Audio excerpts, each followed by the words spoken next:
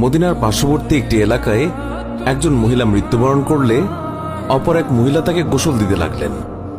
যে মহিলা গোসল দিচ্ছিল তার হাত যখন মৃত মহিলার উরুতে পৌঁছালো, তখন সে আশেপাশে বসা 2-4 জন মহিলাকে বলে উঠল, হে আমার বোনেরা, তোমরা কি জানো এই যে আজ মহিলা আজ মৃত্যুবরণ করেছে, তার তো অমুক পুরুষের সাথে অবৈধ সম্পর্ক ছিল।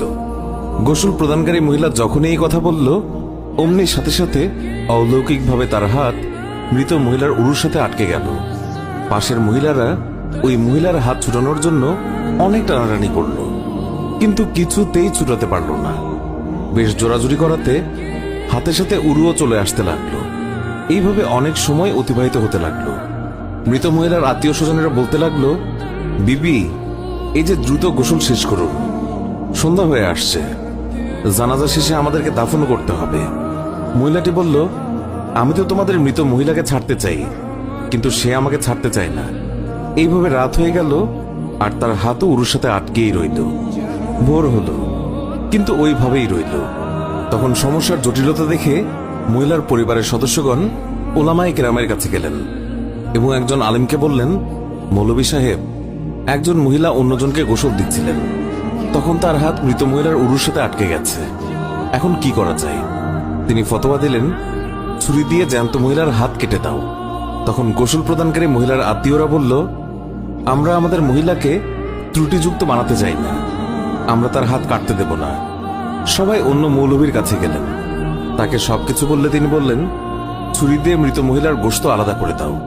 তখন মৃত মহিলার আত্মীয়রা বলল, আমরা আমাদের মৃতকে খারাপ বানাতে চাই না। এইভাবে 3 দিন 3 রাত অতিবাহিত হয়ে গেল। প্রচন্ড গরম ছিল, সূর্যের তাপ ভয়াবহ রূপ ধারণ করল, ফলে দুর্গন্ধ ছড়াতে লাগলো। আশেপাশের অনেক এলাকায় খবর ছড়িয়ে পড়ল। সবাই ভাবল, এখানে তো সমাধান হচ্ছে না, চলো মদিনায় যাই। সেখানে তখন ইমাম মালিক রহমতুল্লাহ আলাই প্রধান কাজীর মর্যাদায় ছিলেন। লোকেরা মালিক রহমতুল্লাহ আলাইয়ের দরবারে পৌঁছে বলল, হযরত, একজন মহিলা অপর একজন মৃত মহিলাকে গোসল দিচ্ছিলেন, তখন তার হাত মৃত মহিলার উরুর সাথে আটকে গেছে, ছাড়ানোই যাচ্ছে না। 3 দিন হয়ে গেছে, এখন কি ফতোয়া? ইমাম মালিক রহমতুল্লাহ আলাই বললেন, আমাকে সেখানে নিয়ে চলো। সেখানে গেলেন এবং চাদর দিয়ে আড়াল দেয়া হলো। তারপর পর্দার ওপাশ থেকে দাঁড়িয়ে গোসল প্রদানকারী মহিলাকে তিনি বললেন, বিবি, যখন তোমার হাত আটকে যায় তখন তুমি কিছু বলনি তো? মহিলা বলল, আমি শুধু এইটুকুই বলেছি, এই যে মহিলা মৃত্যুবরণ করেছে তার তো অমুক পুরুষের সাথে অবৈধ সম্পর্ক ছিল।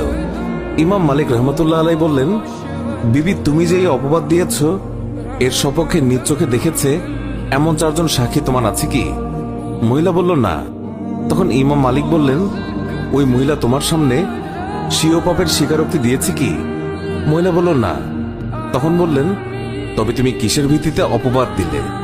মহিলা বলল, আমি তো এই জন্য বলে দিয়েছি যে মৃত মহিলা কলস উঠিয়ে অমুকের দরজার সামনে দিয়ে যাচ্ছিল।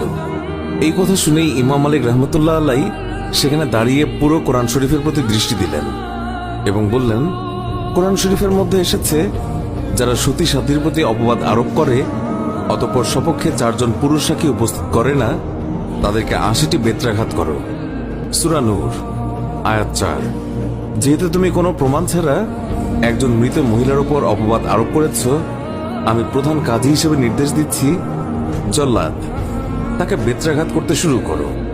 জল্লাদ তাকে প্রহার করতে শুরু করলো। তাকে বেত্রাঘাত করা হচ্ছিল। 70টি বেত্রাঘাত মারা হলেও হাত পূর্বের মতো আটকেই রইল। 75টি বেত্রাঘাতের পরেও পূর্বের মতোই রইল। 79টি বেত্রাঘাতের পরও হাত উরুর সাথে আটকেই রইল। অতঃপর যখন 80টি বেত্রাঘাত সম্পন্ন হলো, অমনি হাত উরু থেকে এমনিতেই পৃথক হয়ে গেল।